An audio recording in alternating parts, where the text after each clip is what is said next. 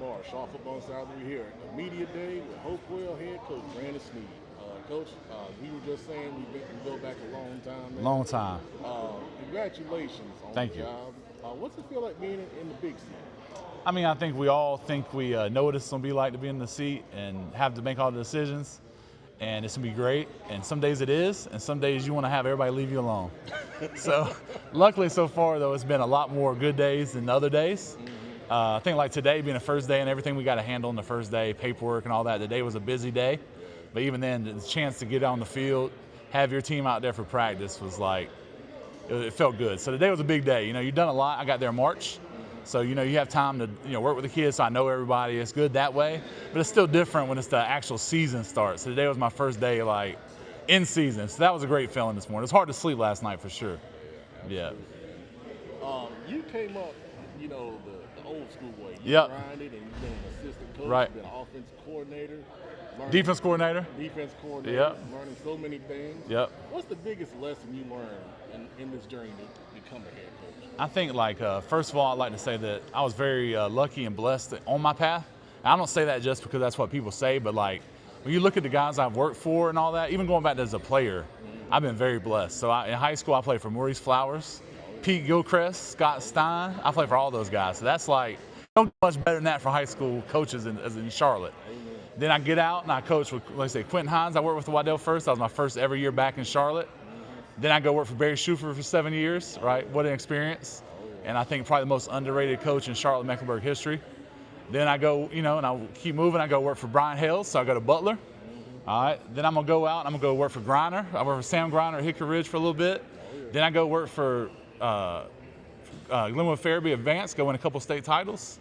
Then I go work for Mike Newsom. So, I don't know if it gets much better than that in terms of high school. I might have been working under or played for at least 5 Hall of Famers in North Carolina. So I feel like I'm very blessed in that way. And it would be hard for me to say, this is the one thing I, learned along the way. But I think the overall just picture of what a program is and what it's supposed to be is by far the biggest thing. Now, those guys, the people that know them will know those people are very different behavior-wise, attitude, everything. But they all have there's a consistency there when you really pay attention of focus on the details, doing what's required for your team, not everybody else's team, right? You ain't gonna be liked. I think there's some years where I know that some of them guys know they are not very liked all the time. And that's okay. But you learn that on the way. So I think overall it's just this all-encompassing sort of focus on what matters is what I think came from that experience. Yeah, and I'm really just, again, I'm really thinking about it now more than I have before, how lucky I was to sort of have that path.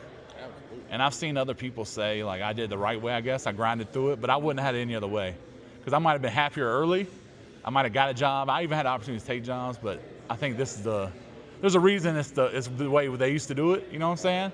And I think it's probably worked out better for me in the long run. And now I'm where I want to be, so Good. It worked out. Good stuff. Yep. Well, let's talk about these 3 guys here you All got right. with. My quarterback. Okay. All right. Malachi Gulak, Okay. senior. Miles Vanderspay will be he said receiver. He's an athlete who play a little bit of everything for us. He's gonna be a junior. Okay.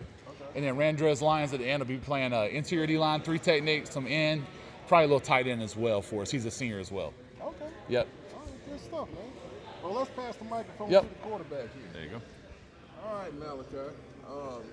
As a quarterback, man, what are some of the strengths of your game? I'd say decision making, and not really underneath throws, but quicker throws of getting them off.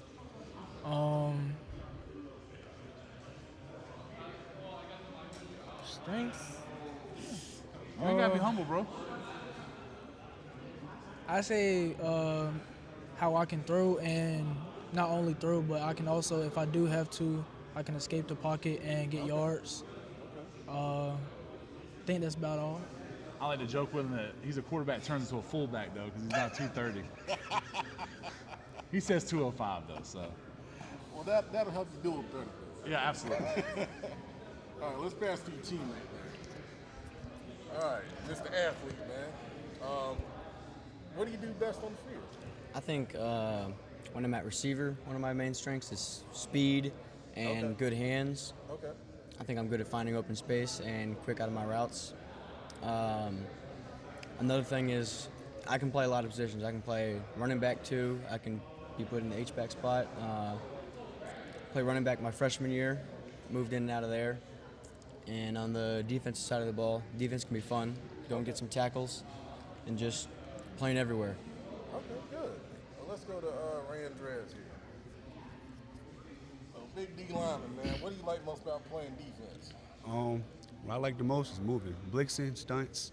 That's what I like the best. Gets me open, gets my teammates open, makes big plays and everything. You know what I mean? But yeah. Okay. All right, good stuff, man. For you three guys, man, you selected here, you're going to be leaders on this team. How are you going to help lead these Titans to have a successful season? I'll go first. I think my big thing is like leading by example. Me doing the right thing, me making the plays, me going out there 100% every single time. I feel that'll help us lead to success. Okay, good deal. I think a big thing out there is energy. You know, if you have energy, everyone else will follow. Getting after it, going hard in the weight room, lead by example, and people will follow. Okay, very good. It has to do with our 4 core principles.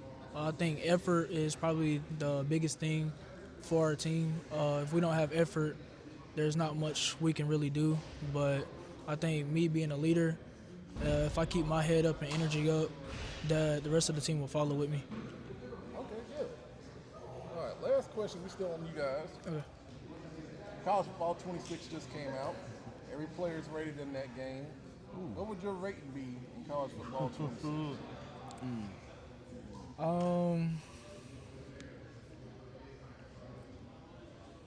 Cue the Jeopardy music.